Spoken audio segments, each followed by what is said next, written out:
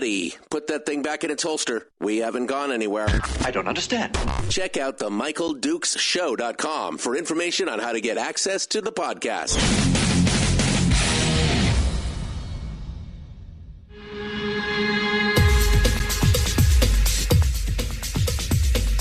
The Michael Dukes Show. The greed and the entitlement is astounding to me. What more could you want from a low-budget radio program? This is a dumpster fire. That was just BS. It is time to get a new perspective. We know just what you need, and we've got just the cure. Open wide and prepare for a steaming hot cup of freedom. I just don't fathom it. The Michael Dukes Show, streaming live across the world. Streaming live all the way across the internet, that's right, and around the world at MichaelDukesShow.com and across the state of Alaska on this, your favorite radio station and or translator. Whew, it's all those things and then some. Good morning and welcome to it, the Michael Dukes Show. Hi, how are you? How is things going? How was your weekend, man? How was your weekend, baby? Well, mine was good. Man, it was real good. We had a real good time, and I'm fully rested and restored. Well, I mean, I don't know how restored I am. I didn't get quite enough time off, but that's okay. That's okay. We're gonna deal with that here later on this week. Okay. So on the show today, I got no guests. I had one lined up, and one of my guests from one of the places outside, one of the outside bookers, and I got an email yesterday that they couldn't make it after we'd confirmed. So we won't be talking about federal budgets and inflation and some other stuff. We instead will be talking about other things. What, you may ask? I have no idea, because I didn't see that email till this morning. Because, as you know, I tend to unplug from the internet and all the stuff that's, well, not from the internet, but from my emails and my text messages and my phone. I tend to unplug from all that stuff on the weekend. So it is what it is. I will make a mention of this. Barbara sent me an email. Michael, can you alert your listeners on Monday morning that the House Education is hearing HB 256 bright and early this morning, right after your show. This is the 2575 POMV bill. It will also be heard on Tuesday well, that can't be right because today's the 14th, so Tuesday's not. Anyway, it'll be heard Tuesday, the 16th, in the Ways and Means Committee. So if people send their email to both committees, that would save email writing. House Education and Ways and Means will be hearing it on Monday, and then Tuesday, the bill is really a PFD bill. It reduces the PFD and dedicates part of that draw to education, assuring more funding for Alaska's Common Core style standards. And there's all different kinds of stuff that you can find out about it. But it's going to be heard in House Education, the House Education Committee. Mike Prax is a member of both committees, so you probably only need to email him once. But the information is up on Basis, and you can get all that. You can get all this stuff. I'm going to go ahead and drop the hearing schedule for the bill in the chat room. So if folks want to find out more about what's going on and you want to do it, you could take a look at it. It's all there in the chat room right now, and you can go take a look at it as we go through. Okay, so that was one of the things from the email that I also caught this morning. I mean, come on, I was just trying to relax a little bit this weekend. Just trying to relax. So I want to go over.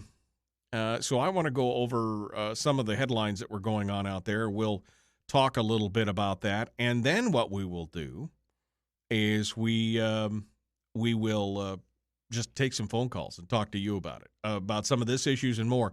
We never did last week because I was going to talk about the Charter of Changes. And then we got into the middle of it with the freaking chicken thing.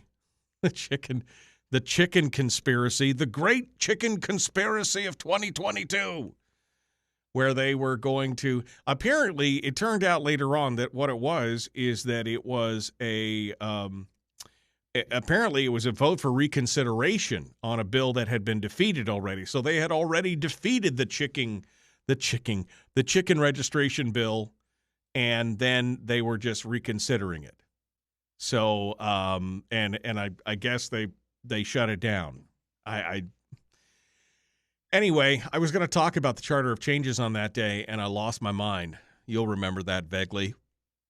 Yeah, that was me. I lost my mind on that. So I was so agitated by that whole thing. I mean, it is just, so greatly irritated by it.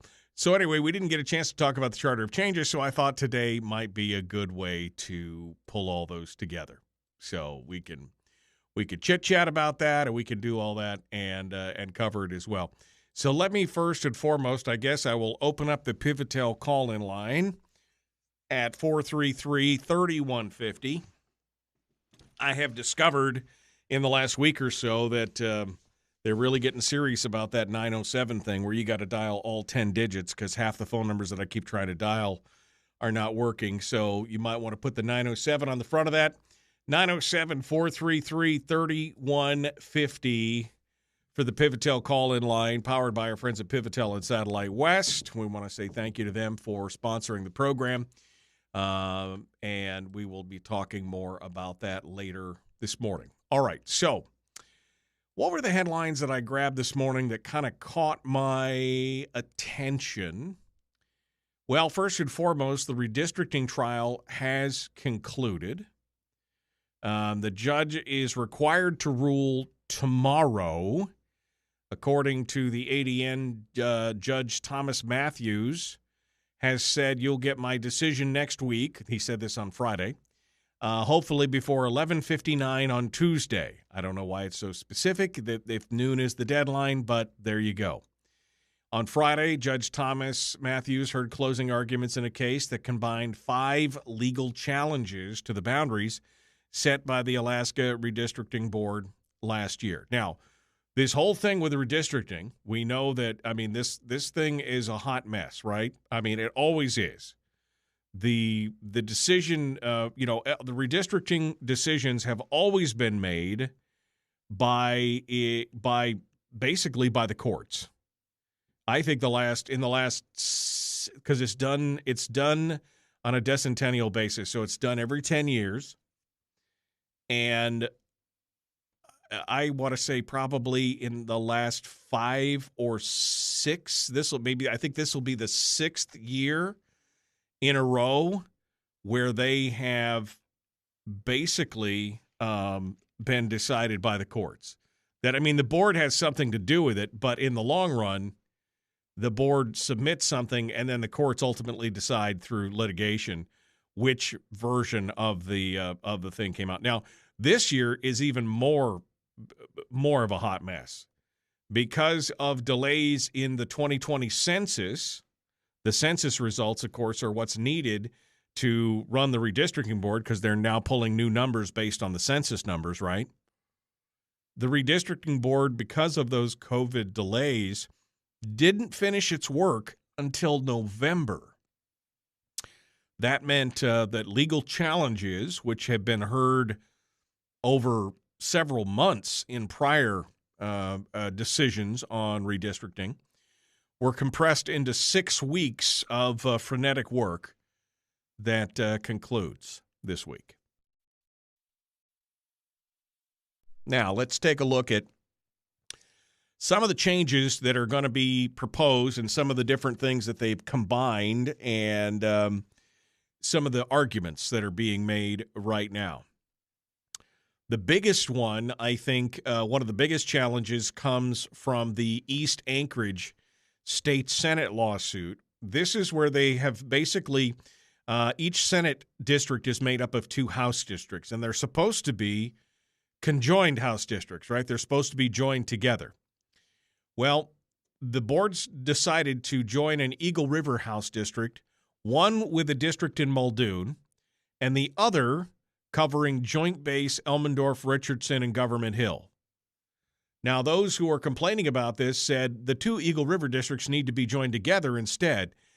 Their argument is, which I thought was a little weird, that what they are doing violates the equal protection, what their proposal is with joining Muldoon and Eagle River, violates the equal protection clause of the Constitution because it constitutes a geographic gerrymandering with partisan and racial undertones.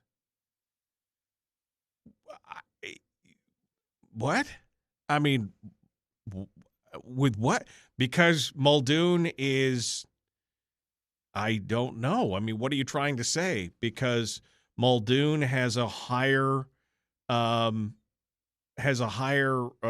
of ethnicities, or, I mean, I just don't even, the attorney who is representing the state board said that that argument is a myopic attempt to secure a political outcome through litigation, which, I mean, come on, Matt. Every one of the last redistricting cases over the last 50 years has been a myopic attempt to secure a political outcome through litigation. I mean, gerrymandering is the word of the day when thrown around when you're talking about creating district boundaries and this kind of stuff, and when it always has to be decided by a court. Of course that's going to be what it is. But, I mean, I think really under prior Alaska court precedent, each part of Anchorage is as good as any other when it comes to social and economic integration, that according to Singer. Adding that Muldoon-Eagle River pairing was chosen for rational reasons, including social and economic ties between Eagle River and J-Bear. We're all Anchoragites under Alaska constitutional law. I'm not arguing that that's bad either. The other big one is the Mat-Su and the Valdez lawsuit. That's a house race lawsuit. And for those of you who don't know what's going on there, the redistricting board's map of the state house puts Valdez into a house district that stretches all along the Glen Highway into the suburbs of Palmer and Wasilla. That's a big district. I mean, come on. All the way from Valdez, all the way down the Glen Highway, all the way into Palmer and Wasilla. Now, Valdez sued, and the Mat-Su sued. They both sued. Valdez sued, saying it should be placed into a district stretching north along the Richardson Highway, which, I mean, I would agree that they have more contiguous, that they have more of a relationship with what's going on in Fairbanks than they do of what's going on in the Mat-Su. Mat-Su sued on related grounds, saying that the inclusion of Valdez contributes to an overpopulated house district in the Mat-Su. Of all 40 of the Alaska House districts, if they all had an equal share of the population, they'd have about 18,300 residents. 5 of the 7 most overpopulated districts are in the Mat-Su, and that indicates the borough was treated unfairly, according to their attorney, Stacey Stone. There's been some discussion about how Doyon is the regional corporation for all of the interior Alaska, and that they were working on some other things that they didn't want it included in the Fairbanks district because it would overpopulate the Fairbanks district. Robin Brenna, who's representing Valdez, said that the final results amount to illegal preferential treatment, favoring the shareholders of Doyon and Otna. And I mean, it's this whole thing. And then you got Callista in the southwest. You got Skagway hoping for a link to downtown Juneau instead of the suburb in the Mendenhall Glacier, or the Mendenhall Valley, I mean, you got all this kind of things, and the court's going to decide on Tuesday. State's going to decide. That's where it's all going to come out. They have already, and by the way, Judge Matthews has already said that he expects that this is going to be challenged and move up to the Supreme Court. And in an interview this week, Chief Justice Daniel Winfrey said the court already has a tentative date on the calendar set for what they need to do if the redistricting appeal comes up. So they already know this is going to go back all the way to the Supreme Court. And, of course, everybody's waiting around trying to figure out which district they're running in. Meanwhile, that's where it's at. So that's the big story to start the day off with, I guess. That's the first story of the day. And we'll continue. We got some other things as well. Phone lines are open this morning if you'd like to sound off, or you can jump into the chat room over on Facebook, facebook.com/Michael Duke Show, facebook.com/Michael Duke Show. If you want to be part of the whole thing in there, you could jump into the chat room there as well. We'll return with more here in just a moment on your home for common sense, liberty-based, free-thinking radio.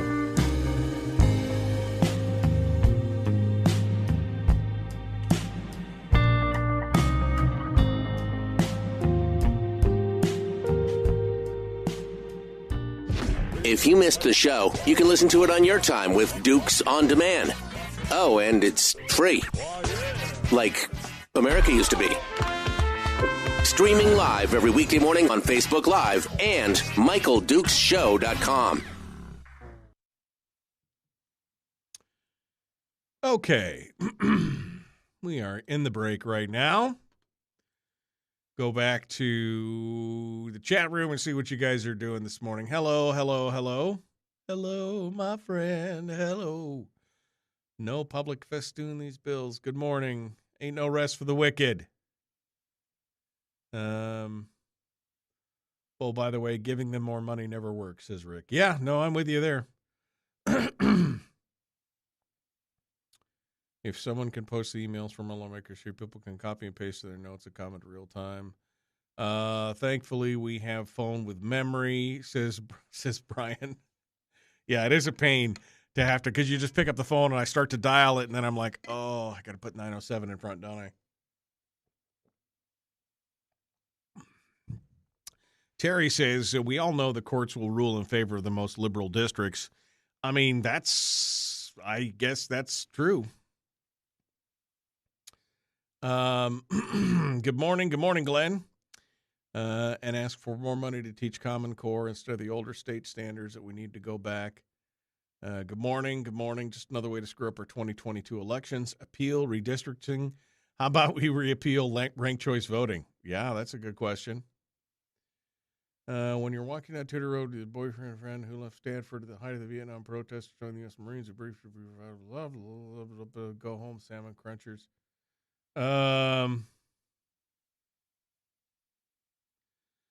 There is a pickup for the state too. Okay. All right. Well, how was your weekend? I mean, we had a lot of snow at the house, and my son went out, and both my sons went out and scraped and scrubbed and did stuff down there. My neighbor was kind enough to come over with a snowblower after my sons had scraped most of it out, and we moved all the cars, and he blew it out for us, which was super nice. We definitely appreciate that. And so that was the big weather thing. And then we got a chance. Oh, I watched Reacher this weekend. Dang, that was good. I watched the whole thing. It was very good. Very good. I would recommend it highly to anybody out there who has not watched it. And then we watched some Hercule Poirot, and just hung out. My wife made a delicious roast last night, too. We had a big roast with mashed potatoes, and oof. So good. So good, so tasty. And now we're back into the week. You ready to go? I will be off a week from today, because a week from today is President's Day, right? Yeah, President's Day. I will be off a week from today. So just FYI.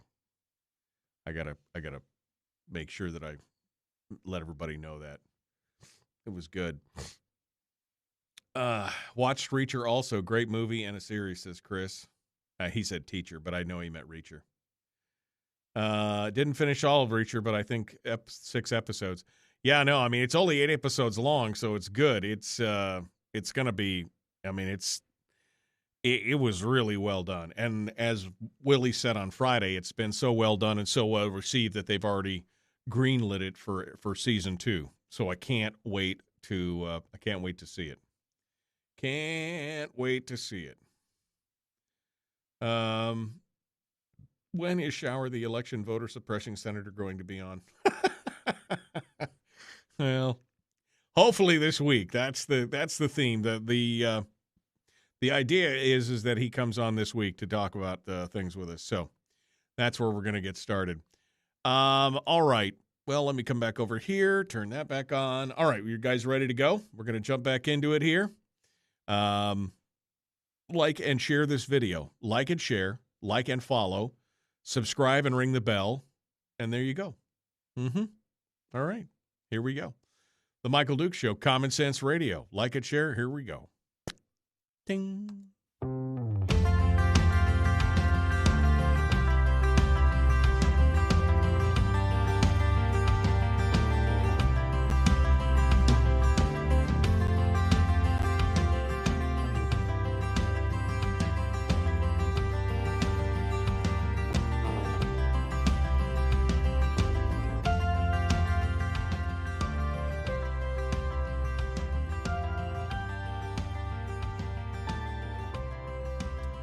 Okay. Welcome back to the program.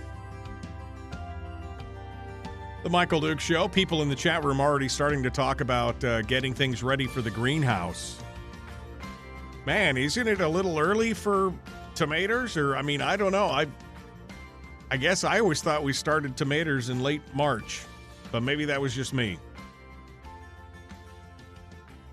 All right. What else we got going on here this morning?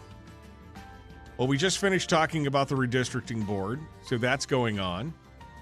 Did you see this thing that down across the United States is not really a state story, but I will briefly touch on it just because I think, again, more information is better than less information.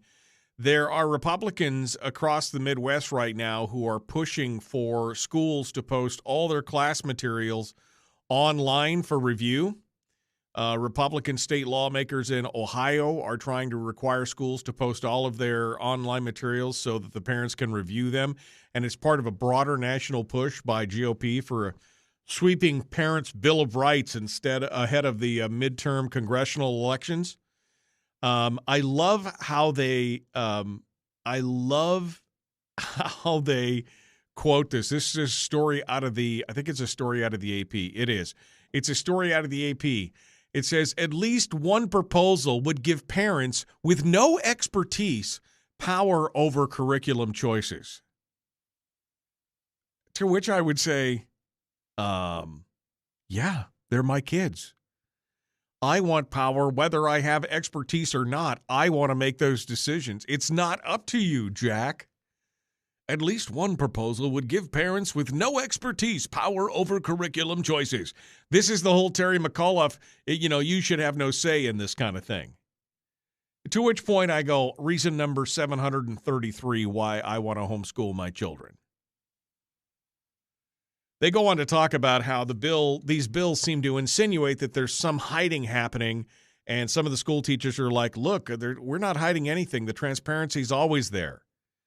And they talk about how all the different ways that parents could get the information, but some parents are pushing back and saying, well, but that's not really the truth. They said schools stopped sending home textbooks years ago, and they often fail to provide curriculum details when asked, and that leaves parents groping for information when they're trying to help their kids with homework. I mean, again, more information is better than less information, I think is the only thing that I could say at this point. I mean, they need to be able to have all this information online. And if a parent doesn't understand something because they don't have the expertise, then maybe somebody could explain it to them, right? Anyway, I just thought this was an interesting story because, we need, again, more information is better than less information. And we definitely need more information on these kind of things as to where our kids are going. I mean, that right there is the big thing. There are 3 bills heading to the Alaska legislature from Governor Mike Dunleavy, and they would all enhance penalties for domestic violence from domestic violence and sex trafficking crimes while prioritizing victim protection. Overall, in recent years, the rates of sexual assault and domestic violence have dropped, but the domestic violence remains stubbornly high. Overall crime has decreased, but the sexual assault and domestic violence are still high. We have the highest rate of sexual assault in the nation, according to a survey in 2020. 57% of women in Alaska have experienced intimate partner violence or sexual assault during their lifetime. The governor described the bills as a long overdue step towards addressing the issue and says that he believes that it's something that Alaskans need to work together to fix. Although some are saying that maybe it's just more of a, I don't know, it's called the People's First Initiative. He said it's part of his whole program here that aims to address wide-ranging public safety issues. You could find out more about this at the ADN. It's going to cost about $700,000 a year because it's going to require additional staff. The bill is focused on one of the bills is focused on protecting victims. That would allow key witnesses like an officer to summarize the testimony of victims in grand jury hearings. And basically, I guess, delineate the difference between sex trafficking, human trafficking, and sex offenses. So there you go. Lots of stuff coming on the horizon for that. I don't know if that's going to get any traction in our legislature this year or not. Let's see. I'm going to get to the charter here in a minute, but I wanted to. Here was this other story. This was the one that I wanted to read about. So, Don Young apparently showed up at the Mat-Su Republican Convention this week. It was this Saturday. It was over at the Menard Center in Wasilla. Now, what was interesting is, first of all, Don Young arrived late. Now, the Young campaign said in a response to the story that Must Read had written, that he arrived on time. But because I'm Don Young and I always arrive on time. So he made an appearance at this convention. It was for District 27 and 28. And the crowd gathered on Saturday to hear what was said. The Nick Begich had already spoken earlier on because Don Young hadn't shown up, right? And so they allowed Begich to start speaking, and so he had his say. And then Congressman Young came in and was quizzed pretty heartily about some of the things that were going on in his office. Now, he got up and said he wants to dispel the rumors that he's not running. He said, I'm running hard because I think it's important to the state. We've done a job for the state, and I'll continue to since I've been your congressman. My job is to hear you, listen to you, and try and solve your problems, and I've been good at that. I'm still good at that. Then, speaking apparently of Begich, who was Young's campaign co-chair, by the way, in the last election, he said, now, I don't blame anybody for trying to run for this seat. I hope they stay positive. If they don't, that's another story. Okay, so a little bit of a So after Young spoke, members of the audience asked him a bunch of questions, and they started to ask him specifically if he supports vaccine mandates. Young says, and I quote, I don't think they should be mandated, period. I do believe in the vaccine. He said he grew up with vaccinations, but, quote, I don't believe you should be required to do it. I think that's wrong. I think it's overreaching by the federal government. That's your decision, unquote. So then somebody asked him if he has an office vaccine mandate and if one of his employees had been fired for refusing the vaccine. He answered, quote, I do have a vaccine mandate for my office staff because there are a lot of people that come into the office. I lost one employee. She left voluntarily, but I have a vaccine mandate for the office, unquote. He also said he would be a no on any vaccine mandate from the federal government. And this is right after he said, I don't believe it should be required. I just don't believe. Okay. So then Begich was given some extra time because earlier when he had spoken, before Young showed up, he'd been held to a strict time limit. So he brought out a copy of the Don Young official vaccine mandate, and he read the termination letter of the woman who was fired from Young's office for not taking the vaccine.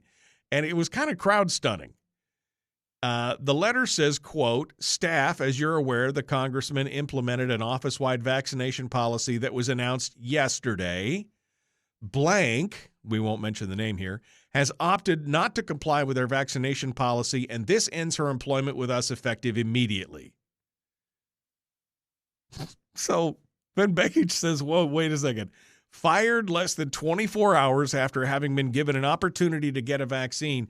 And now we hear the congressman stand up here in front of everybody in this room and say, hey, I'm opposed to vaccine mandates. But he had a vaccine mandate and does have a vaccine mandate in his own office. That's stone cold fact. And he didn't deny it finally. So, I mean, wow. The gloves are off at this point. The gloves are off. Look, Don, you should have just named your successor and worked with them. That's what you should have done. You should have just, had them come down to your office, work with you for your last cycle here, and just, had them work with you and then named them as your successor. You should have just done that. Go gracefully. But he's going to go down fighting. And he's going to say, I'm for the mandate before I was against it, but now I'm for it because it's in my office, and now you don't know.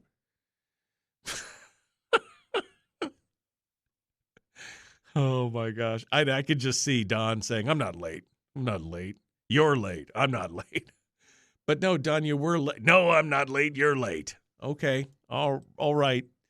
I see how that revisionist history is working out for you. You're late, not me. But the fact that he gets up there and says, that's right, I don't think we should be mandating it. I think it's wrong. Do you have a mandate in your office? Well, yes, I have a mandate in my office. And did you fire somebody? Well, yes, I fired somebody, but I think the mandate's wrong. Okay. I don't think that thing's working quite like you thought it. You keep saying that word freedom. You don't think it means what you think it means, right? Just don't think it means what you think it means. Oh, man. All right. Governor Mike Dunleavy has issued Administrative Order 331 on Wednesday, establishing a food security and independence task force. It's going to be comprised. This is just what we needed, another study group. The Alaska study industry has now gleaned that we need another study group to study the studies that we previously had written, to study the study we've already studied. Task force is going to be comprised of 18 members, according to a release from the governor's office, which will include the commissioners of the DNR, Department of Fish and Game, Department of Environmental Conservation, Department of Military and Veterans Affairs, as well as 12 Alaskans from the farming, mariculture, and seafood industries. Additionally, 2 ex officio non-voting members from the legislature will serve on the task force. The task force was announced in a press release issued on January 9th, and which recommended that the 2 legislators chosen to serve should be current members of the Alaska-grown Legislative Caucus. So we're gonna study the studies that we've studied before. Among the 10 duties the task force is charged with are recommendations to increase the use of Alaska-sourced foods in local agencies, institutions, and schools, identifying barriers local producers are facing when starting businesses. I mean, I would say government regulation would be the first one, right? I mean, we don't have to chip all our chickens, do we? Or getting Alaskan products to market. The task force has also been asked to determine a need for disaster food caches and how they could be developed by using locally sourced foods. Man, the governor's doing all kinds of stuff in this last minute here, right? I mean, this is... Man, we got studies. We got more studies. We're going to study the study that we previously studied. My good friend John used to call that the Alaska study industry. That's what we got. And we got reams of paper from people all over the place who've already done this once or twice. All right. We got to get out of there. We got more coming up. We will return in just a moment. The Michael Duke Show, common sense, liberty-based, free think your radio. Free thinking radio. Free think your radio? Wow. Back with more.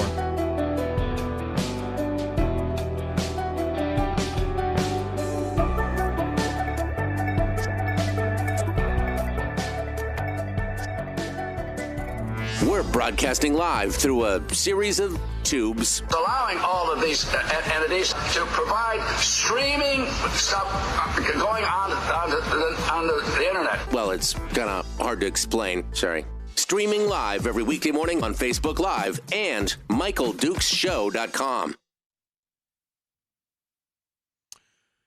Okay. Good morning, good morning, good morning. Glenn says, had my job, pressure me into it via fired if not. I'm a clinical staff with teen drug addiction center. I mean, these are, that's what always cracked me up is that all these people were working on the front lines of this stuff from the very beginning and willing to do so at their, risk to their own health. And then when all of a sudden it was mandated, they were like, well, wait a second, we've been doing that without this for a long time. And now you're saying we have to do what? Flew to Southeast. The plane was full of lobbyists doing fly-ins to Juneau. Did you hear about the drama at the FNSP Assembly about trying to extend the comment period for Ken Ross's permit on the new mine? I did not hear about the drama at the Assembly about trying to extend the comment period for Ken Ross's permit. I would like to hear about it. I did not hear about it. Is the newsminer.com. Do they say anything about it? I think it briefly recalled from stand together against the hate. Grier Hopkins. Oh, yes. Survey Alaska Small Business. I don't see anything. No, I don't see it. If you want to drop me a link on that, Kenneth is out on YouTube. Kenneth, if you want to drop me a link on that story, I'd love to read up on it, but I did not see that. It's funny, for decades, school teachers and administrators have called for parents to get more involved in their children's schooling. Now suddenly they want to shut parents out and not allow their involvement. Go parents, they are your kids. I mean, exactly, Jim. I mean, again, the whole idea that somehow because I don't have a teaching degree, I don't have the expertise to choose what to teach my children. Now, maybe I don't have the details on the process and the philosophy and all that kind of stuff, but I can figure out right from wrong, right? And I can figure out what I want to do with my kids. I don't need a college degree to figure that out. Alaska is a case study on how overhead becomes its own agent and will work hard to protect their funding stream. That is 100% golden truth from Harold right there. Don Young needs to retire. 48 years is way too long. Yep. Met the guy 14 years ago. He should have gone then. Committee to set up a committee. The committee to set up a committee to set up another committee. And lo and behold, I got a text message from the CEO and president of the Alaska Study Industry. He said, I'm delighted more studies are in the works. We strive to study what needs to be studied. If it's not worth studying, it needs to be studied. So are the sage words of advice from the CEO and president of the Alaska Study Industry. Young's ego is so inflated he couldn't get his big head through the door. Well, I mean, he obviously did get his head through the door. Chip your chickens. Yes. Now that we have a special task force, does that mean that they'll get a raise? The study will cause a paper shortage. Michael, I think you're onto something. We can chip all the animals. Well, first of all, we can't chip all the annals of history, but we can chip the animals and then let them range free. When the rich rob the poor, it's called business. When the poor fight back, it's called violence, says Mark Twain. Government needs to get out of our way and let us do what needs to be done for food security. The pencil pushers do not understand agriculture. I mean, I just had to laugh at that first comment. We got to figure out what needs to happen. Among the 10 duties is we got to identifying barriers that local producers are facing when they are starting a business. How about governmental interference? Right? Dermot wrote an article about the assembly and the mine. Eat your carrots. Don't eat yellow snow. Get the job. Grier Hopkins? You mean Leisure Suit Larry? I was actually told that, says Laura. You don't have a teaching degree, so you don't understand. What? What? Chip your chicken. Chip your chicken. Hashtag chip your chicken. Are you kidding me? Study, then study some more? Get out of our way. No, it's a very viable thing. I mean, you have to study the study that was studied before to make sure that you're studiously studying the study that was required from the previous study. Don't you know that? Don't let this lousy education system convince you your kids are anything but exceptional. There's only a very small percentage into the field of education who understand differential equations. And you know what? But we have the internet for a reason. We can figure that stuff out. Like I said, hashtag homeschool yo kids. Homeschool yo kids. That's what I'm saying. All right, you guys ready to rock and roll? We're 20 seconds out. The Michael Duke Show. Common sense, liberty-based, free-thinking radio. Like and share. And I don't have any phone calls. I haven't any phone calls yet this morning. Apparently, I haven't said anything offensive enough. Let's get them phone calls rolling. Here we go.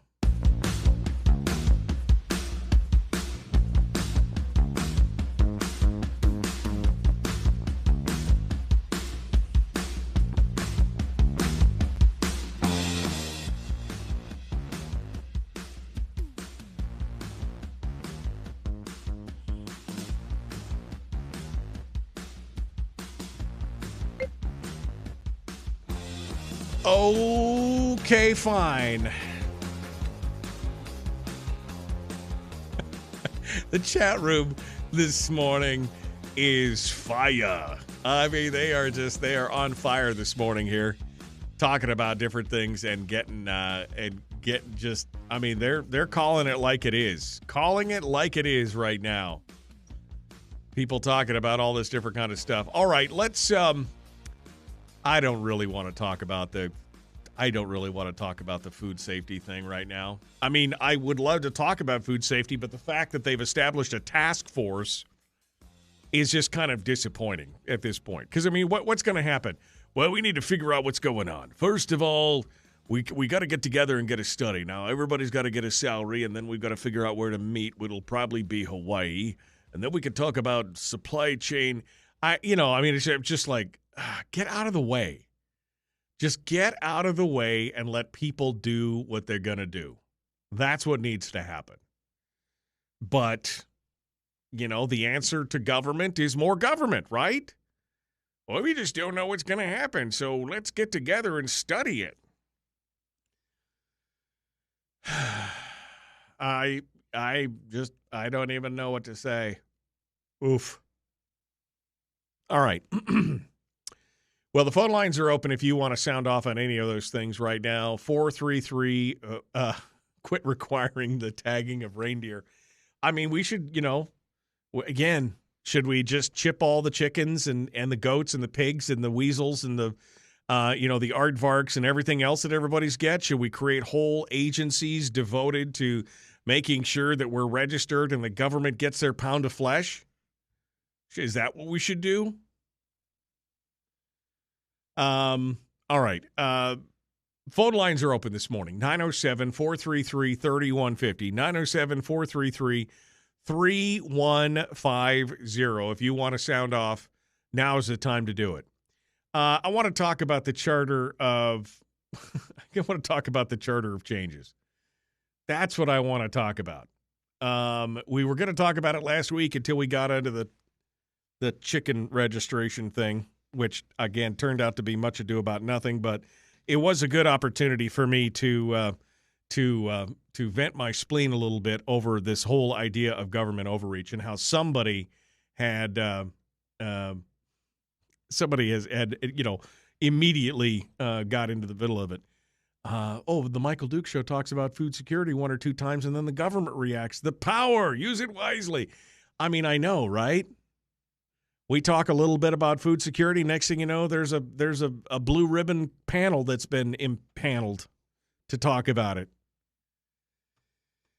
Well, let's talk a little bit about the charter changes. Now, again, we were going to talk about this last week, and we've revisited this several times, but really, here's what the charter of changes is. the goal of this show and the theme of what I talk about should be looked at as I am the biggest cheerleader of smaller, more limited government. That's what I do. That's what I believe in. I believe in smaller, more limited government.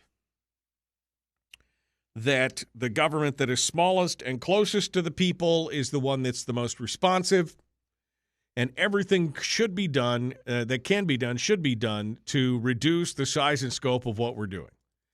Now, I've been fighting that fight in this state for 20 plus years, and we're still struggling.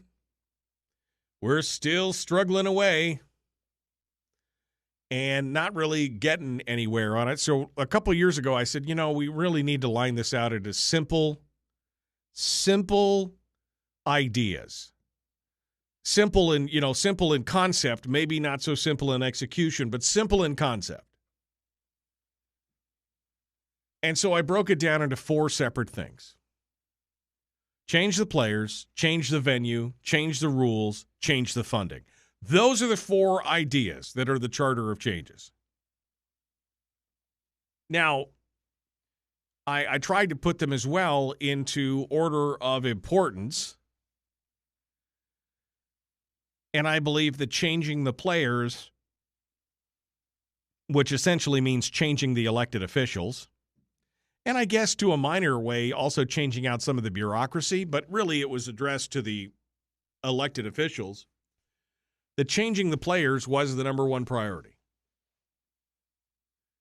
And we did. I mean, we changed the players in the state. Overall, we did a pretty good job.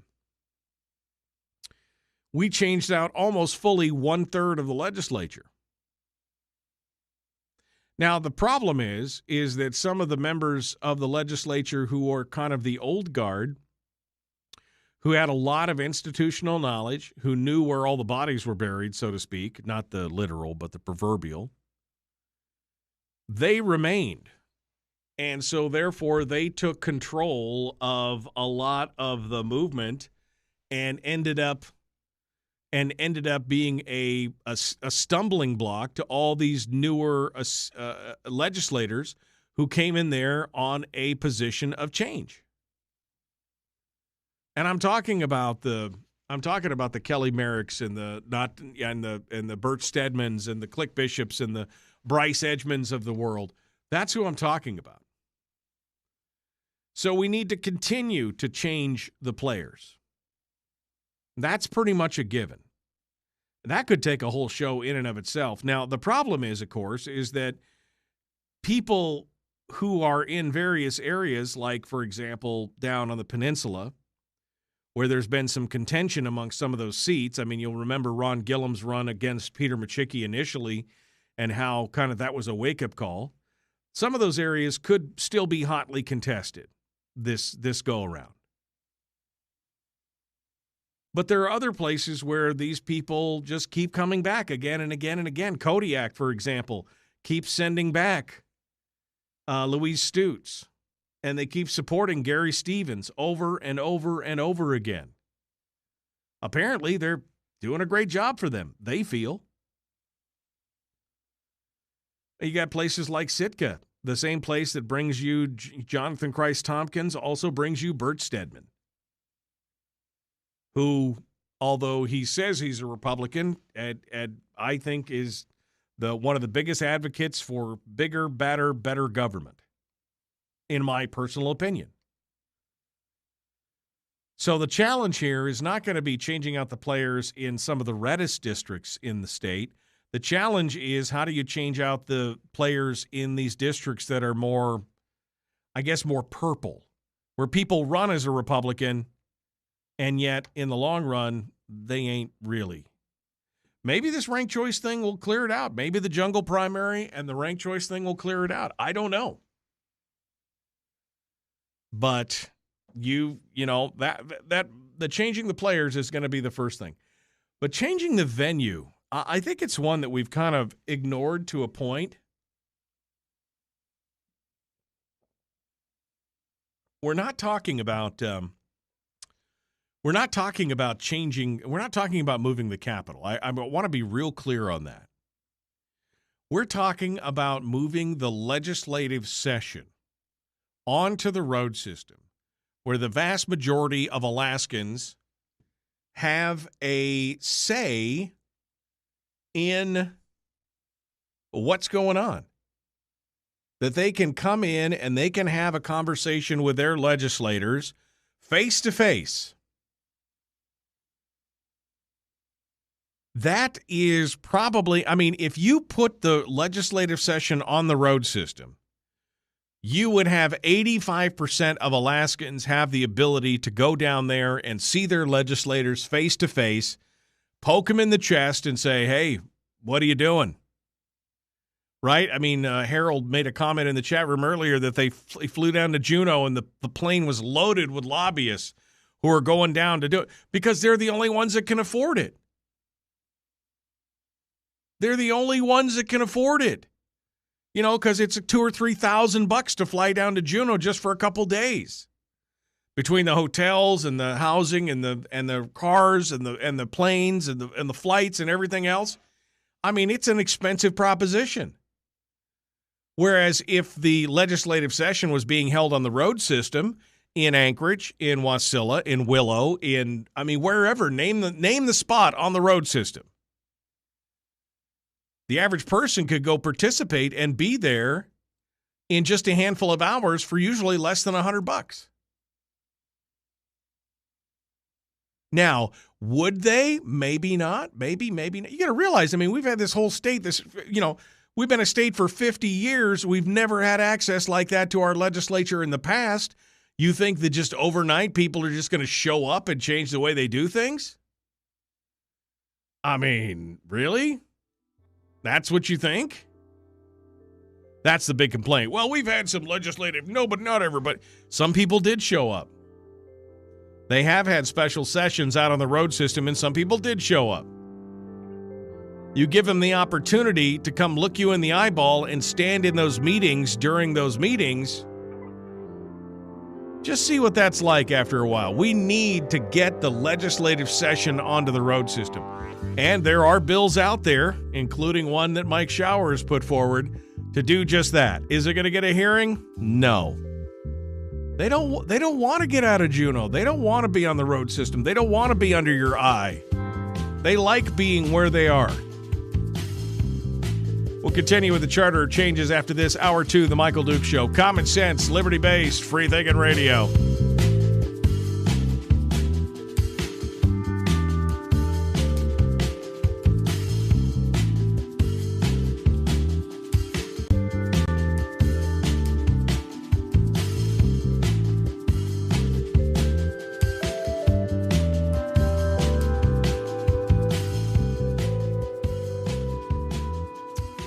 Chris is not wrong on Twitch. He says the problem is that special interests will always buy off just enough legislators to protect their agenda. Yeah, that's how it is. Alaskan voters apparently don't understand. Fool me once, shame on you. Fool me twice, shame on me. Sending Peter Machicki back to Juneau would tell Alaskan the Kenai is full of fools. Well, they believe the rhetoric, right? Did all this chicken stuff start in Anchorage? Just a guess on my part, because based on past performance, we'll be fine if they just let us raise our chickens, gather our eggs, and grow our gardens. We can give our excess to our neighbors. No, I mean, the whole thing in Fairbanks, that was a Fairbanks thing. That was not a Anchorage thing. That was a Fairbanks thing. And it was apparently, I mean, I don't know, outgrowth of Title 22, where they wanted to basically force you to register if you had chickens or ducks or goats or rabbits or whatever. They wanted you to register them all, and apparently chip them at one point as well, which made no sense to me whatsoever. Sorry, not interested. But that's just me. Okay. $127 to fill up the truck, says Laura. Okay, so sorry. I drive a Mini Cooper, so, I mean, I didn't know. So just over $100, Laura. Sorry. She made a liar out of me because I said for under $100. Okay, so maybe for over $100, $127. You could fill up the truck. I know people who've lived in Alaska their whole lives, says Barbara, and have never been to Juneau. Hey, I've only been to Juneau once as an adult. And it weren't cheap. It weren't cheap. I got a discount as an elected official. I went down there for my new whatever elected official orientation that they do around the state after elections every year. And it was $700 and change for the plane ticket. That was, again, with the elected official discount. And then my hotel rooms with another, I think my hotel room is another $680 or something, plus food and everything else. I was only there for 2 days, and I had to get reimbursed like $1,800 for that. So, yeah. Oh, okay. $100, says Jim. Have you bought gas lately? Again, Jim, I'm sorry. I drive a Mini Cooper. So, I mean, what are you going to do? I drive a 5,000-pound SUV. It bumps cars out of there. No Mini Coopers for me or mine. Well, there you go. Big truck is a necessity. Mini Cooper for retirement. Well, big truck is a necessity for you, not for me, because when you drive back and forth as much as I do, between Anchorage and Wasilla, I wouldn't be able to afford it at $12 a gallon or whatever, or 12 miles to the gallon, whatever these big SUVs get. And I got like 15 airbags in that car. It's one of the safest cars on the road today. And it gets 32 miles to the gallon, so I can't complain right now. But a big truck is nice to have occasionally. That's for sure. All right. Even here in Ketchikan, we can't get to Juneau. Move the legislature to the road system, says Susie. Yeah.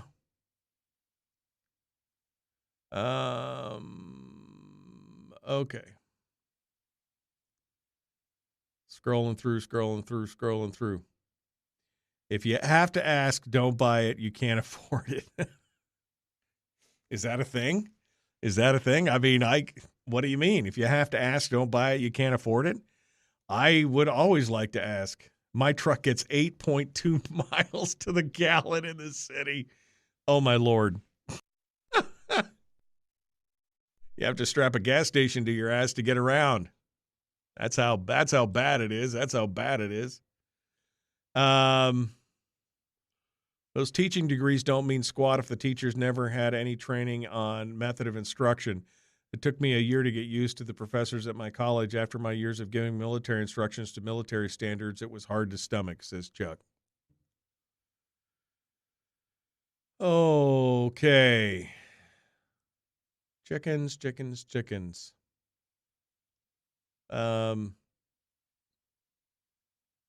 Bert Stedman. He cannot speak in complete sentences. Watched a committee meeting and he just stumbled around the issue of presentation. No clue. Well, I mean, I think he's got a clue. His clue is that he wants to protect the government spend. That's the whole point. Greg is like is this a competition to the bottom now? Greg gets 6.5 miles to the gallon in his big truck, which I'm sure is used for your plow, right, Greg? I'm sure that's what that's all about. Of course it is. 6.5 miles to the gallon. Yeah, that'll ruin your day. Yeah. Oof, man. I mean, I've had trucks. I've had everything else. I've driven all that stuff. And I will tell you, it is tough when you're driving 120 miles round trip a day. Just think about that. Oof. Don't concern ourselves with prices. Prices go up and down. Live your life and stop worrying about the things you can't control and worry about the things you can. Well, that's fine, except for the fact that if you're trying to budget for something, you need to try and be as responsible as you can be. And if you can cut your gas consumption in half, that seems to make sense, doesn't it? I mean, Maybe. All right, we're going to go here. We're going to jump back into it. The Michael Duke Show. Common Sense Radio, Hour 2, dead ahead.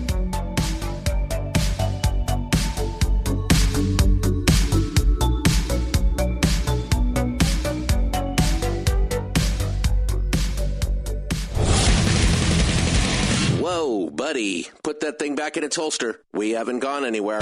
I don't understand. Check out themichaeldukesshow.com for information on how to get access to the podcast.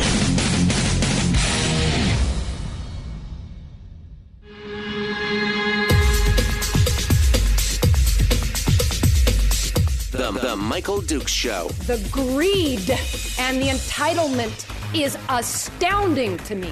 What more could you want from a low-budget radio program? This is a dumpster fire. That was just BS. It is time to get a new perspective.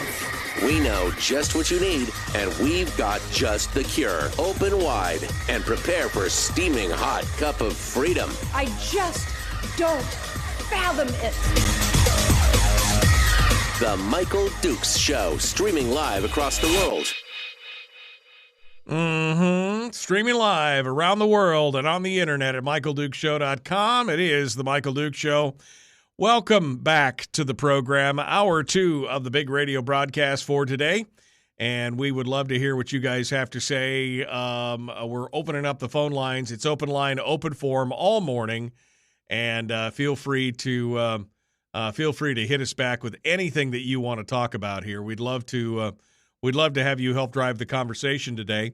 No guests going on this morning, and we're just gonna chat. We've been talking about the Charter of Changes, and we'll continue that discussion here in a minute. But Barbara wanted me to remind you. She sent me an email on Saturday that Monday morning, today, right after the show, House Education is going to be hearing HB 256.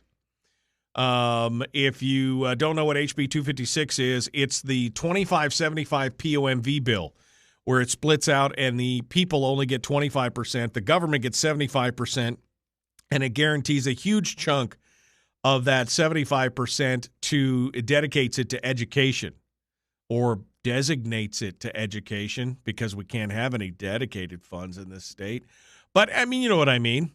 It's going to be in front of House Education this morning, and then tomorrow it's going to be in front of Ways and Means. And so you can send your emails to both of those committees, house.education@akleg.gov and house.ways.and.means@akleg.gov. Just a dot between every word.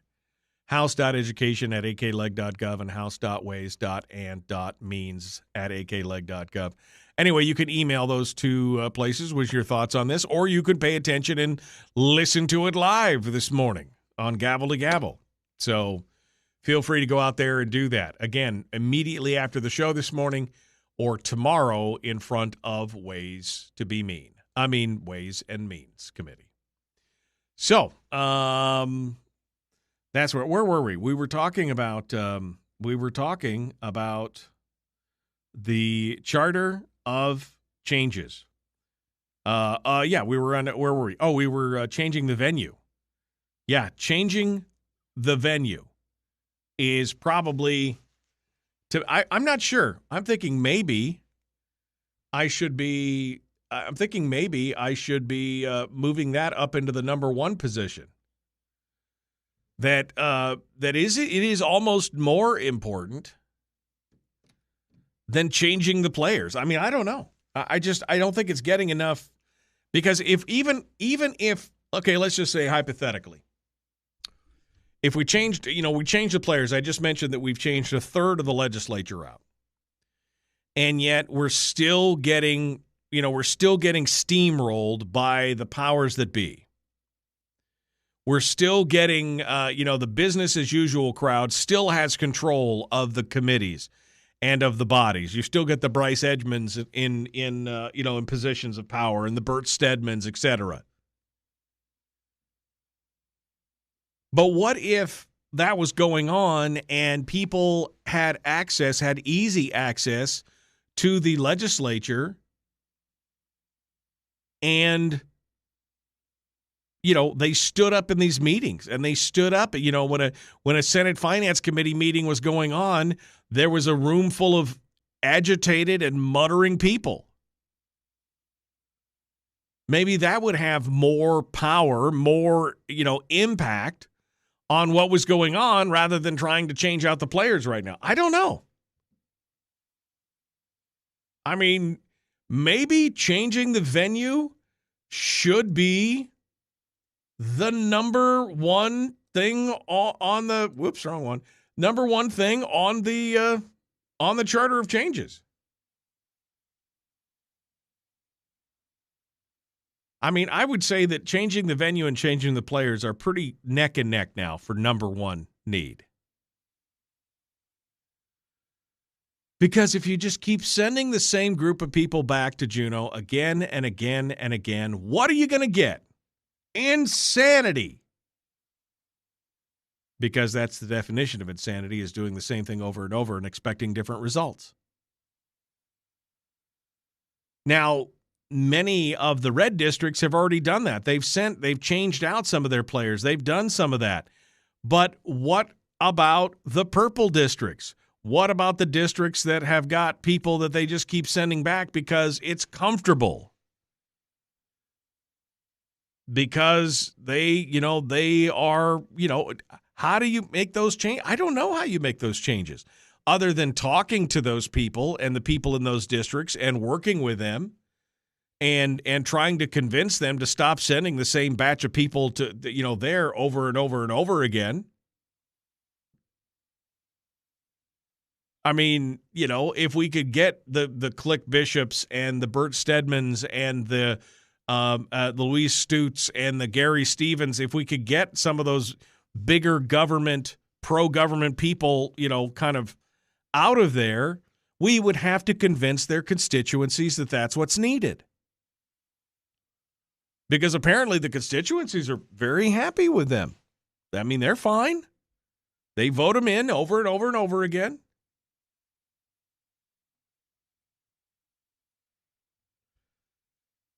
But, I mean, I just don't know. I don't know how to get, I just don't know how making the number. I just don't know how making changing the players or changing the venue. Which one is it? Number one, number two?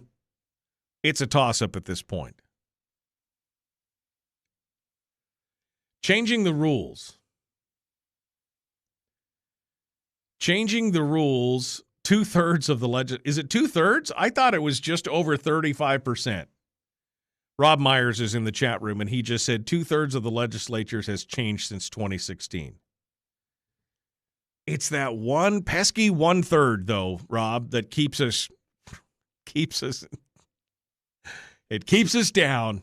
It's that pesky 1/3 that keeps us down. The third charter of change is a changing of the rules. This one's a little more complicated because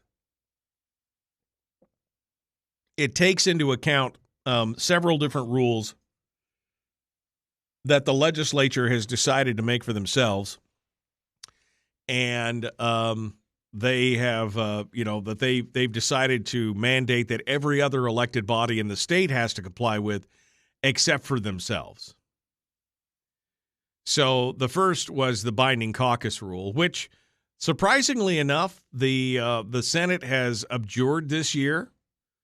They haven't made it illegal yet, but they have not done a binding caucus this year. Binding caucus is only for the House majority. They're the only binding caucus in the legislature right now. None of the other majority or minority caucuses require a binding caucus, which essentially means that you sell your soul to get what you need, that you have to sell your vote before you see a single piece of legislation cross the line, that if you want to be part of our caucus, you will promise us that when we tell you to vote a certain way, you will vote that way. Whether it's on the budget or on procedural maneuvers, you guarantee us we will have your vote. Otherwise, no soup for you. That's right. You will be in the closet, the smallest little office with no staff. You'll be out in your ear. You won't have any. I mean, it's when you describe what is going on with this, the average person who doesn't know anything about the workings of the legislature or the binding caucus is a little they're astonished and they're horrified by when you describe this to people. And so changing the rule of the binding caucus is an important component of this. And we've been hitting on this pretty hard. And I think it's raised a lot of awareness on it, and I think we're part way to changing that rule. The second rule that needs to be changed in changing the rules is the Open Meetings Act. Any time that an elected body meets, it should be a public meeting. The legislature deemed it that way, except for the fact that, of course, they wrote themselves an exemption and allowed themselves to be excluded from that so they can have private meetings, caucus meetings, majority, minority meetings behind the scenes. They can count votes, they can wrangle, they can write legislation, they can do it all in private and then turn it out on the floor and demand that everybody vote for it. We saw that a couple of years ago with the substitute budget that was put out in the House majority, where they brought out a complete substitute of the budget and they said you have 90 minutes to decide whether or not to vote for this or not. Every other body in the state, every assembly, every city council, every road service area, every commission, every board, all their meetings have to be in public. In fact, no 2 or 3 members of those boards can get together to talk about anything without it being a violation of the Open Meetings Act. And so if it's good enough for thee, then it should be good enough for me, or vice versa. So the Open Meetings Act should apply to the legislature. Now, a lot of legislators will disagree, saying, well, we get a lot of good work done behind the scenes, and people couldn't be themselves if they had to do it in public. They couldn't say what their true ideas are because they would be afraid of being eviscerated by the public, but they can say it in front of their colleagues and then pull back to a more moderate position. I mean, if you can't do it in public, then what's the point? And finally, the third rule is the conflict of interest rule. The conflict of interest rule in the legislature is a joke. Anytime somebody, they declare a conflict, all it takes is a fellow legislator to say that they object to that first legislator declaring a conflict, and it becomes a moot point.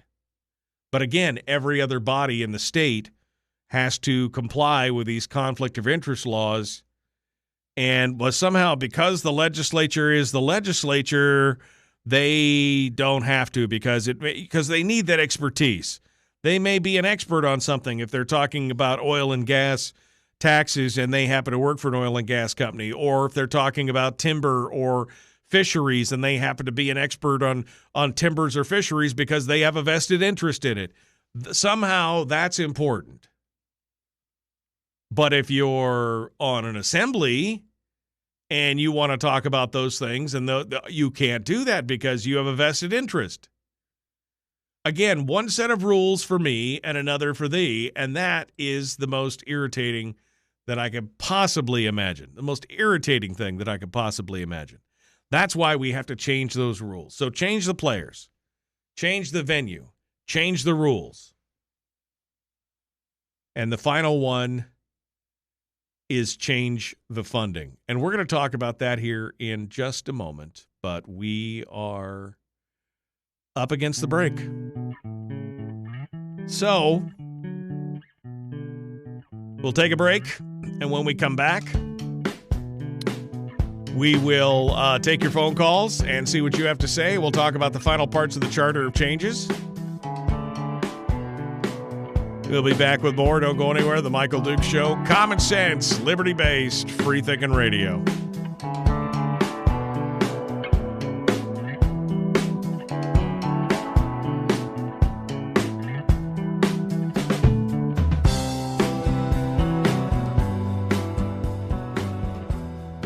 We're broadcasting live through a series of tubes. Allowing all of these entities to provide streaming stuff going on the internet. Well, it's kind of hard to explain. Sorry.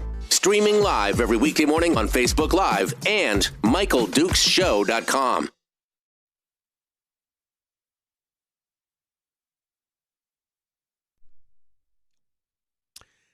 I think sometimes Harold just says things to be bombastic and to stir the pot. He just wants people to be overwrought by what he's saying. He calls this place an echo chamber, yet I notice that he parks himself in here most mornings and then tries to proselytize and raise volunteers for his cause and his campaign in here while still insulting everybody here by talking about horse dewormer ointment. You notice that, huh? I mean, it's not just me. Chris on Twitch says, changing the players in the venue is not enough. You specifically need to change leadership that is not bound to special interests. I mean, I would agree that we definitely have a leadership problem. Changing the players in the leadership positions should be the number one priority. You know, presiding officers, chairs of various committees, including that most important finance committees in both the House and the Senate. Absolutely. And changing out the governor, or at least getting a governor who, scaring the governor straight. I don't know. Getting his communication plan. I've been on his team for like years. Last 2 years, trying to get him to communicate more with the public, to execute and to announce his vision for what he's trying to do. I mean, this is something that we've been working on we know what the problem is. Paul says on Kodiak, I know of Louise Stutz. He says, I know of nobody here who likes her, but everybody votes for her. It can't be possible, Paul. I got an email from somebody from Kodiak who said that they listen to the show, they appreciate the show, and they said that they vote for Louise because they like her, because she's a nice person, and she fights for the fisheries, which is the big thing for Kodiak, and I understand that. But where's the other choice? I mean, nobody's even running against her. That's the thing. Oh my gosh, do it in public. Everything else is done in public. Doing your job in public is a public servant. I mean, exactly. Right? That's been part of our problem this whole time. Well, we couldn't possibly have these meetings in public because then people would, people would present ideas that may not make their constituents happy. Look, we all understand that sometimes making sausage is not a pretty process, but, we've got to do it. If it's good enough for a city council, if it's good enough for a borough assembly, then by God, it should be good enough for a legislature.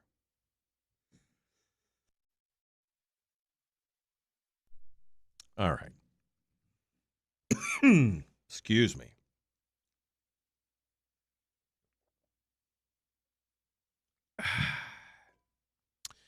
More communications from him, more transparency, says Jimmy, talking about Dunleavy. Charlie Pierce has clear vision on how to run the state as a business. Get some Democrats and liars on here and find out why they're doing what they do. They are the folks running this state to the ground. Well, I mean, again, as I said earlier, I think that the Alaska Republican Party has a large burden to bear as far as the blame for what's going on here. I can't agree with you more. Can't even watch what is going on in Juneau. They turn it off and play music every time there's anything they don't want you to hear. Yeah. I hope Kodiak finds somebody to run against her.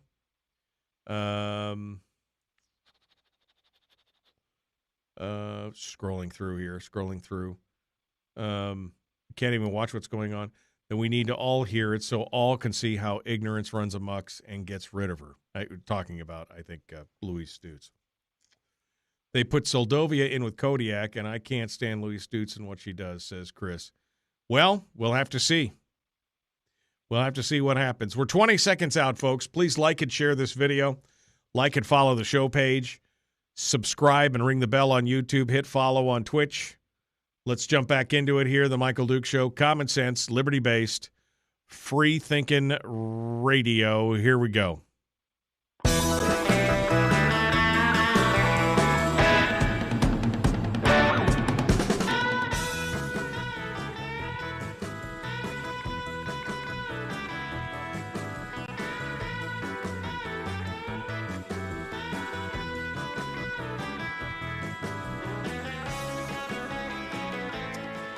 Okay. Welcome back to the program. Let's continue on here. We got one line on hold, actually. Well, look at that. Somebody called in today. I thought the phones may have been broken. We've been talking about the Charter of Changes, changing the players, the venue, the rules, and now the funding. But before we get to the funding component of it, let's see what you guys have to say here. And we'll get your take on it at 907-433-3150. Good morning. Who's this? Where are you calling from? Hey, good morning, Michael. This is Rob from Fairbanks. Well, good morning, my friend. How are you? I haven't talked to you in a long time. Sometimes you're pretty hard to get a hold of. Oh, in a coon's age, my friend, a coon's age. What's going on? So, Michael, how much time do these people, they get paid down in Juneau, and at a certain amount of time is it that they have to do all their voting and secret parties and Pong and everything else that they do down there? Is there a time frame that they work? Is there a time frame that they work? Well, the beginning of the session was the 18th of January. And they're supposed to go for 90 days from that start date, according to statute. But the Constitution does allow for 120 days, so they can go for 120 days from that mark. Okay, so why don't we change their status? Why don't we take they have their time in their office, and then we kick them out of their office, and then they go on the Parks Highway and they sell their wares to the people that can't get a hold of them, and give them a time frame. Well, field work. Yeah, I mean, look, I've said that many times. I mean, that's why I carried one of those petitions for that 90-day session, because I believe that things needed to get done, and we were trying to find a way. We were trying to find a way to make that happen.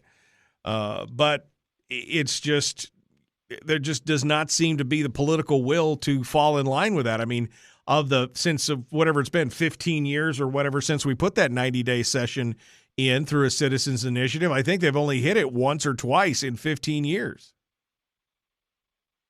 Okay, well, it's just like they need to come out of there and do field work like the rest of the people of Alaska. And then they can go back to their office. But if they get out in the field, they got Parks Highway. They've got the whole state to drive around and enter Winnebagos or whatever they're going to have. Right. And get them away from their, well, we got 90 days, but, I've got a bunch of people going to do a fishing trip with me. And, they just need to change the schedule here. And thank you, Michael. No, I appreciate it, Rob. I mean, I agree. I mean, I think that they need to follow that. I think they need to follow that deadline. I think they need to be part of it. And unfortunately, I mean, we've put it up there as part of the statute, but they've ignored that just like they ignore other statutes that are inconvenient to them as well. And you'll notice that nobody will put together. I mean, there's been talk about putting together, language to remove that statute from the books. But you know what would happen then? Oh, man. Oof. Let's go over here. Good morning. Who's this? Where are you calling from? Good morning, Michael. This is Carlene in Kodiak. Well, good morning, Carlene. Somebody just said in the chat room that they hoped it was Carlene in Kodiak on the phone and that she was going to say that she was going to run for office. Carlene, that's a challenge is what it sounds like to me. I have no influence whatsoever. What I'm calling about, though, is that I did go to a town hall meeting several years ago. Governor Dunleavy was invited. He's been invited a number of times to come to Kodiak for things like that, but he declines. And then we are told that he will listen to the proceedings later. But at the town hall meeting, Gary Stevens let the audience know that more people voted for the marijuana initiative than voted for him. He ran unopposed. And Louis Stutz the last time ran unopposed. So it was almost like we were getting a little bit of a scolding because more people voted for the marijuana initiative than voted for him. What that's telling me is that everybody's not so happy with him, and it's also telling me that he's not very happy with us voters, and it just feels like it maybe pissed him off a little bit. And the criticism is something, learned years ago. When somebody criticizes you, there could be a little bit of truth in it, so listen to it and see what they're saying to you. But it just seems to have made him angry, and then it feels like Lisa Murkowski, she was angry at us for not voting for her and then had to do all of the write-ins, and it feels like that pissed her off, and then they just go and do it their own way. Right. They don't take us into consideration. Well, I mean, you're right. It is amazing that more people I guess I should be happy that people will vote on an issue that they care about or that they have an interest in, and that if they don't know about something else, like, for example, they may want to go take a ballot because they wanted to vote on an initiative like the marijuana initiative, but they didn't know enough about the candidates to make an educated guess at the candidates, then I guess I should applaud that, but because at least they're not just filling them out at random.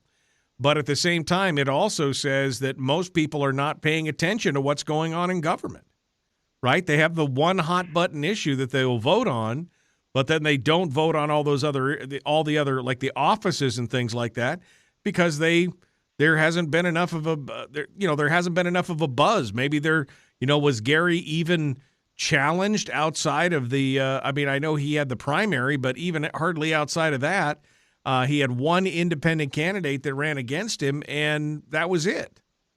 So where are the other candidates who were going to get in there and jump in there and run against it? I mean, maybe that's one of the good things about the jungle primary, Carlene, is that you will have pretty much anybody that is ready for office that has filed the paperwork and done all the legwork. They will be on that jungle primary ballot. Maybe it'll be more of a battle this time. The truth is, we know him after 50 years of him being here, and so the people didn't vote for him. They just didn't put an X in that box. Right. Well, that's true. And maybe that should be a wake-up call to him. I don't know. I would be... Excuse me. I think it was a wake-up call, and I think he just started to go his own way. He was going to do what he was going to do then. I think we just made him angry. Well, I feel really bad that we made an elected official angry with his constituency. That just seems to be counterproductive, Carlene. I just don't see that going on. What we need is we need to draft a Carlene into the legislature. That's what we need to do. No. No. Okay. All right. Fine. I mean, I'd love to have some of that common sense in there, though, for sure. I really would. Well, Carlene, as always, we appreciate you calling in. Thanks for being part of it today. Yes. Bye. Phone lines are open right now. That leaves all four lines open at 907-433-3150. If you would like to sound off, we'd love to hear what you have to say. But maybe that's what that's showing, that maybe people are frustrated and fed up with the candidates that are available to them. So they just don't vote at all. They'll come in and vote on the ballot initiatives or anything else, but they just won't pull the lever for a candidate in one of the other offices because either they don't know or they're just frustrated and they don't want to. Maybe that's what it's about. I don't know, but we need more candidates. We need more options. More options, definitely better than less options at this point. Need to make sure that that comes through. And not just in Kodiak, but in Fairbanks, in Sitka, Ketchikan. I mean, all up and down. We need all of those people. And, I mean, if we're truly going to change out the players, you need to be reaching out to people that you know in these areas and asking them questions like, why do you keep voting for so-and-so? And maybe they'll tell you, oh, we don't. Okay, well, good. How do we get the rest of them out of there? You know, how do we get the rest of them out of there? That's the question. 907-433-3150. Email address is me@michaeldukeshow.com, me@michaeldukeshow.com. If you'd like to be part of it, we'd love to hear from you. Don't forget that the House Education Committee today is going to be hearing HB 256, which is that new PFD bill that splits 75% of the POMV draw off to education and government spending. Don't forget that that's coming up this morning in House Education, and then tomorrow it'll be up in the Ways and Means Committee, so you need to go check it out there as well. Let's go back over to the phones here. We got about 3 or 4 minutes before we run out of daylight on this end, and we'll get things ready to go. Let's start off over here. Good morning. Who's this? Where are you calling from? Sandra from Fairbanks. Good morning, Sandra. So one of the reasons why you're not going to get a lot of variety is Joe Miller's campaign was in 2010 was the first campaign that I really got involved with. And the smear campaign that local people did on him destroyed his, you know, even though he won the primary, destroyed him. Who wants to go through that? Yeah, we want common sense in the legislature, but you know, do you really want people to go to your job and interview, you know, your character? And, you know, that's why you're not going to get the average person, you know, to run. Well, you know, who wants to go through that? I mean, I think that there are people who have. I mean, we watched Ron Gillum come from utter obscurity to nearly knocking out one of the longer running senators there, and Peter Machicki, and then ended up taking the House seat later on anyway. So we know it does happen. Does it make it less attractive? Absolutely. I mean, absolutely it makes it less attractive. I've had people say that to me in the past. Like, I mean, I would run, but man, it's, you know, do I want to expose my family and my whole life to that? I mean, I ran for borough assembly and I had people impugning my character as well. I mean, it worked out well for me because, I mean, they mentioned me by name, which I thought was great.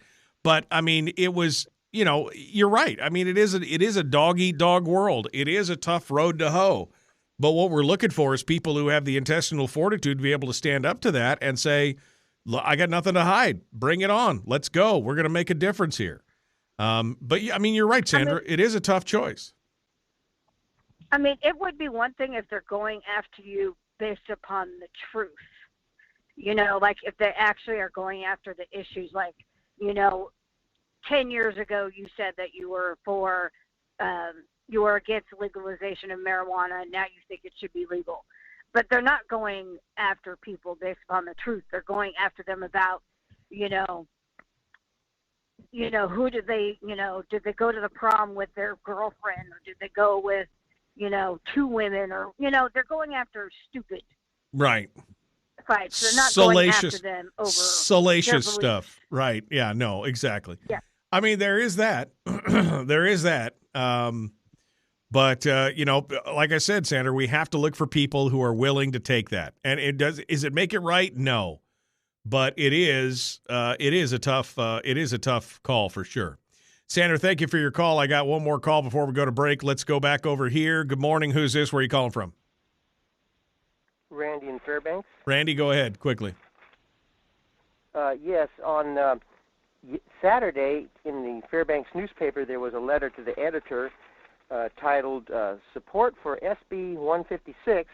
And what SB 156 is it would make it illegal to discriminate against people who have not had a vaccination. You know, the government couldn't make any discriminatory rules on that. Right. But also, I looked at it.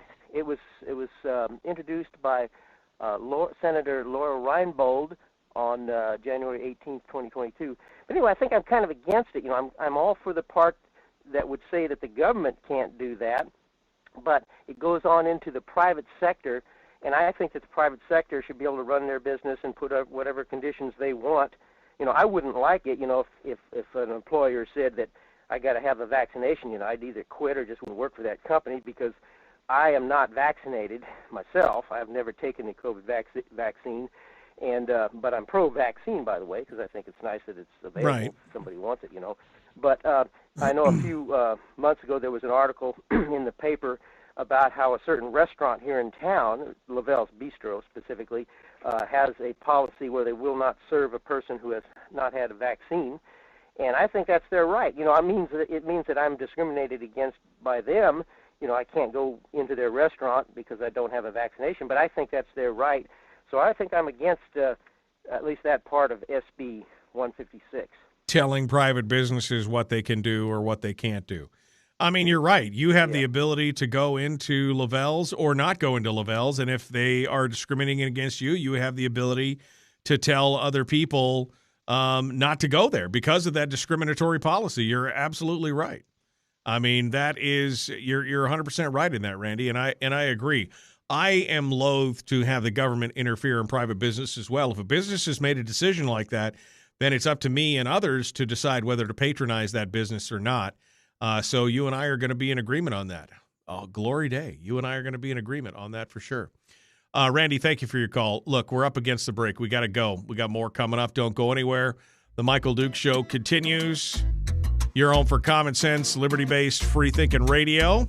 One final segment. We're going to open up the phone lines. Keep them open right now. If you want to sound off, we'd love to hear what you have to say. We're going to talk about the Charter of Changes when we get back, plus some other comments from the chat room as well. We'll continue with more here in just a moment. Don't go anywhere. Common sense, liberty-based, free-thinking radio is what we do on The Michael Dukes Show.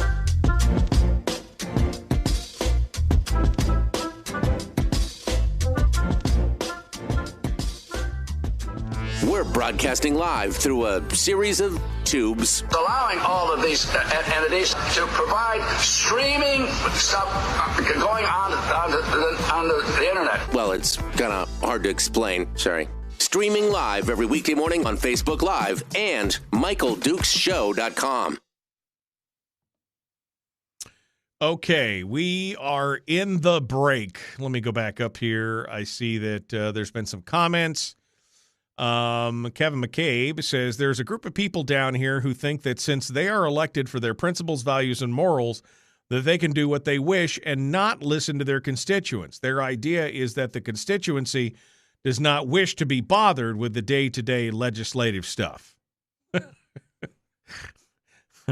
Except for maybe they do, right? I mean, just because you feel that way, and then when the constituency rises up and says something, you shouldn't say, well, you guys didn't really didn't really mean that because we don't want to bother you with it, right? Except for when they do stand up and want to have a say in what's going on. He's probably right in most of the day-to-day stuff. They don't really want to be bothered with it, but there are certain times and there are certain things that they are upset or excited about.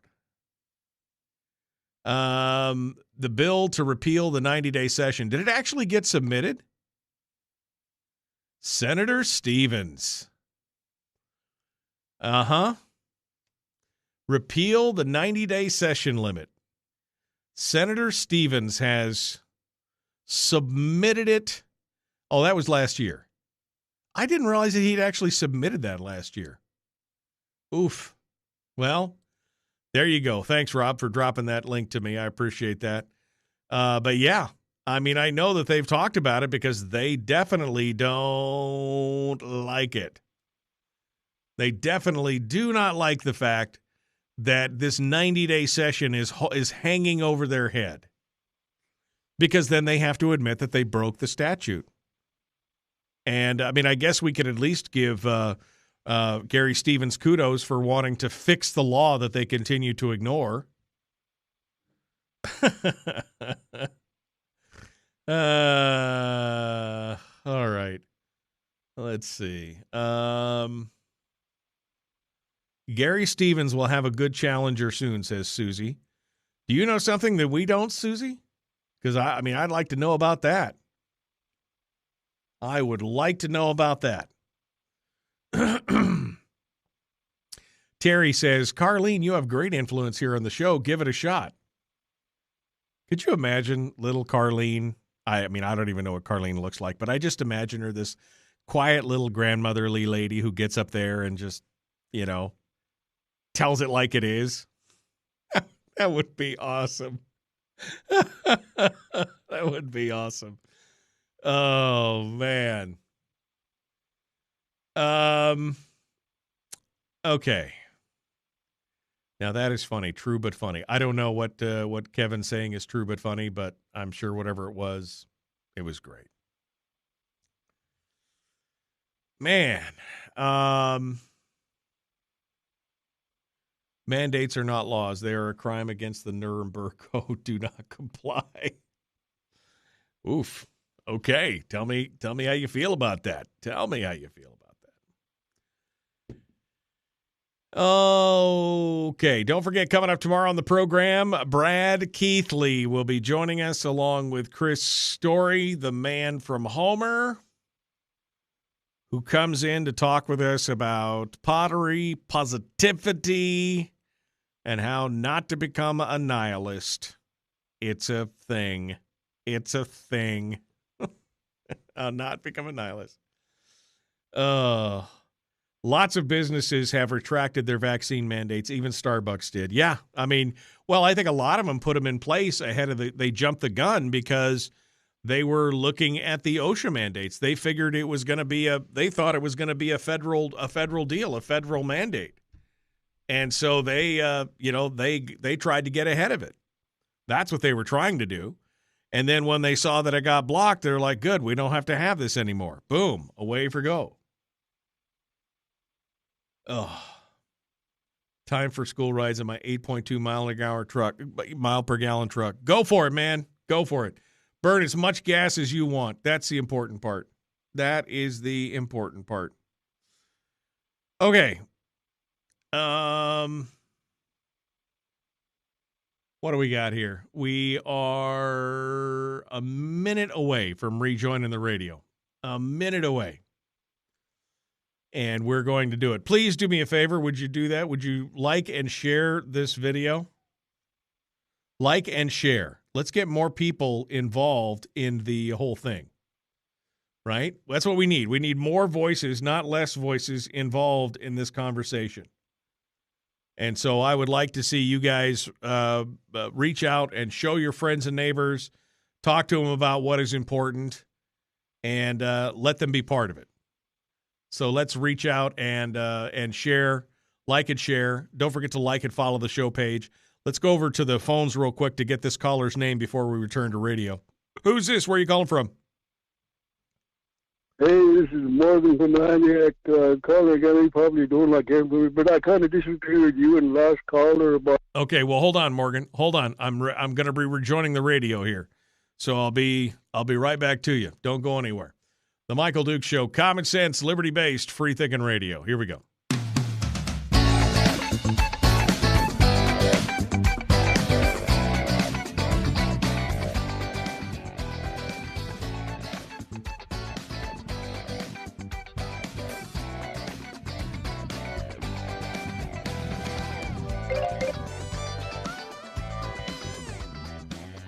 Okay, welcome back to the program. One final segment here of the show for today. Let's continue on here, and we'll take some calls. Morgan is on the phone right now. Morgan from Antioch. He wanted to sound off this morning. He wanted to disagree with me and Randy on our position on the other thing there. So Harold, go ahead, Morgan. What's on your mind? Hey, that's a good thing about America. Could agree to disagree, but I actually agree with you guys. Until I've been following this vax mandate thing, in the Israel government, they said that the government can't do it. What they'll do is get businesses to do it. And by you guys saying that business has the right to do it, you're saying that the military has the right to do it. Look how many people are losing their jobs, and they need to do away with these mandates and also let these people work, because this thing about Nuremberg Code, you know, it's not a laughing matter. Because when these blacks first came out, they had a meeting with Dr. Zink and Commissioner Crum, Senate Health and Social Services Committee. On page 132, it says not to have sex, not to breastfeed after 2 months after you have the back. And Senator Reinbold was there. He was concerned that's informed consent. Why don't they just give people ivermectin? Right. Because they're finding out that there's mass casualty event going on. The nurse, she even testified acres. She says she's hearing 20 stillbirths this year, all from the people who've been injected now. Why aren't people talking about it? I'm glad you, Mike, you promised you were going to look into it. Yeah, I mean, I've looked into some of these villages. I'm going to check in some of these villages. They're testing it on 5-year-old. You know who they're testing it on? Probably lost in villagers. Right. They're giving these little kids shots without telling their parents or what those kids do to them. Right. About there. Well, and I've started, Morgan, I've started to look into this, and I've got some information on it. A lot of the information that I'm getting doesn't have backing sources, so I haven't really sat down and explained it to the listeners yet, because I'm looking for more sources on it, viable sources, not just somebody said that somebody said that somebody said. And we are going to talk about that later on. So later on in the show, maybe in a week or so, we'll touch base on it. But you're right. I haven't gone out. Now, as far as saying that businesses should be able to decide, and you're saying that means the military should decide, military is a branch of the government. And if the government is going to say that, then I suppose that, I don't think that they should mandate it anyway, personally. But I think that if it's a private business, they should have their ability. Now, Timothy says in the chat room that for argument's sake, should businesses then be allowed to discriminate based on sex, color, or national origin? I mean, theoretically, yes, because you know what? Nobody's going to want to go to a douchey business where people are doing that kind of stuff. I mean, I've said that in the past and have not, it's not been a popular opinion, but I'm like, if people want to do that, let them do it. It just means that I won't be going there, and I'll be telling all my friends not to go there because they discriminate based on whatever the discrimination is. Do we need the government to come in and drop the hammer on people like that and tell people what they can do? I don't think so. But maybe that's just me. I mean, as long as the businesses can do that for themselves. They don't need the government to come in and tell them what's right or wrong. Over here, good morning. Who's this? Where are you calling from? Hi, this is Barbara in North Pole. How you doing? Hello, Barbara. What's on your mind? Well, I've been watching the legislature for a lot of years. Right. And I just want to offer an observation. It seems to me every time we get near budget closeouts, they pick somebody to make a martyr, and they attack them. And that way they're doing things in other committees that they don't want you paying attention to, because everybody's paying attention to the martyrdom of a certain legislator or another. I watched it for years with who was then Representative Reinbold, and now she's in the Senate, and now I'm seeing it with another legislator. And it just seems to me whenever you start seeing that kind of stuff, you need to start looking at what's going on in the other committees. Right. Because they're trying to distract you from looking at the fiscal issues. Because conservatives can kind of get a little sidetracked pretty easily. Right. And that's why I want people to look at what's going on at 8 o'clock this morning. If you really want to improve educational outcomes, it seems to me you want to improve household income, because the education research literature shows very clearly that is the most important, most significant way to increase educational outcomes is to increase household income. Well, if you reduce household income, what are you doing to educational outcomes? You're reducing it. Right. So the bill will not achieve its intended result. And I hope people write in and, offer their sentiments on this legislation, because I don't think it's the way to go.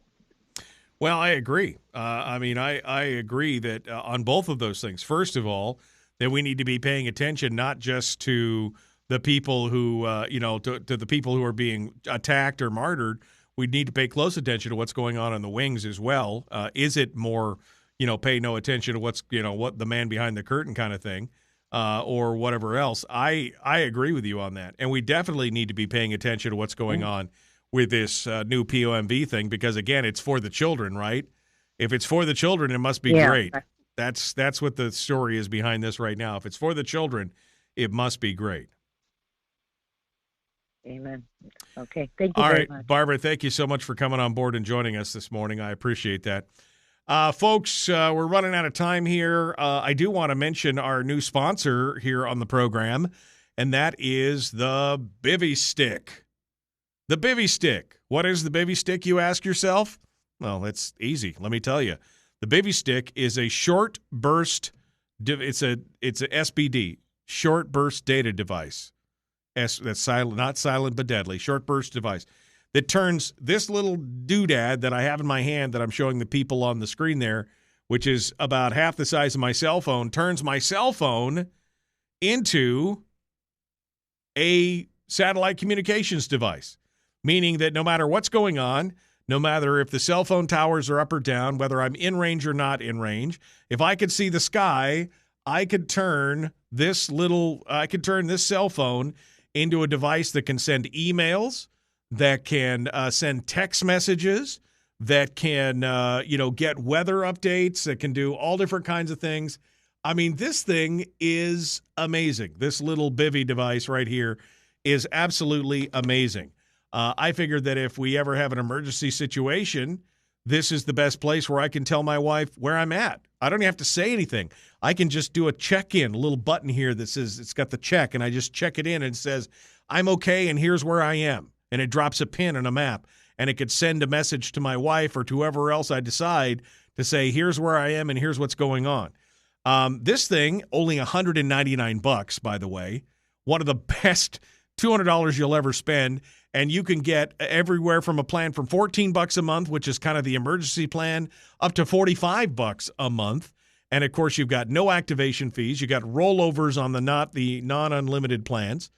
And you can, I'm going to buy one of these and throw it in my wife's glove box just so that she can have it there and know that if something happens, she can send me a text or drop a pin for me so that I know where she's at and that she's okay. This is, again, $199 the Bivy Stick.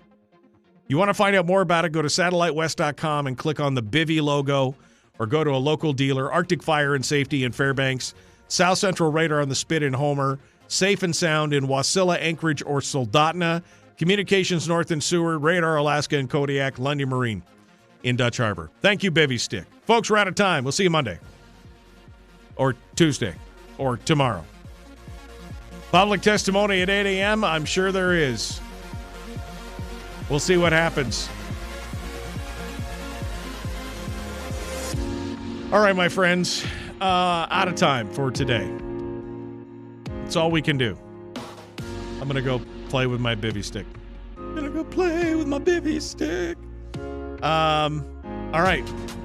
We will see you tomorrow, my friends. Don't forget to like and follow. Don't forget to like and share. And we will see you tomorrow. The Michael Duke Show. Common sense, liberty-based, free-thinking radio.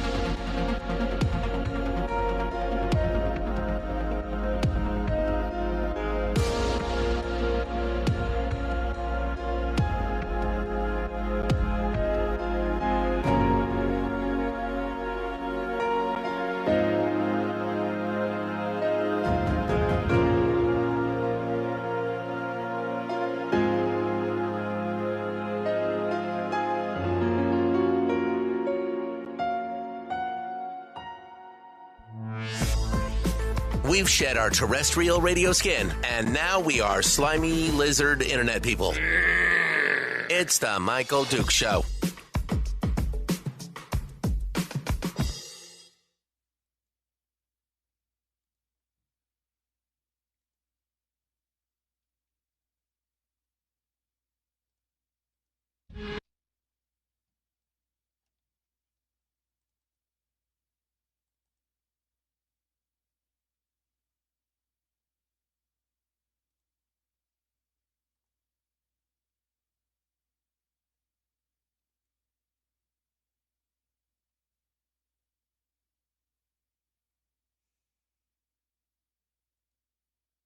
FNSB challenge you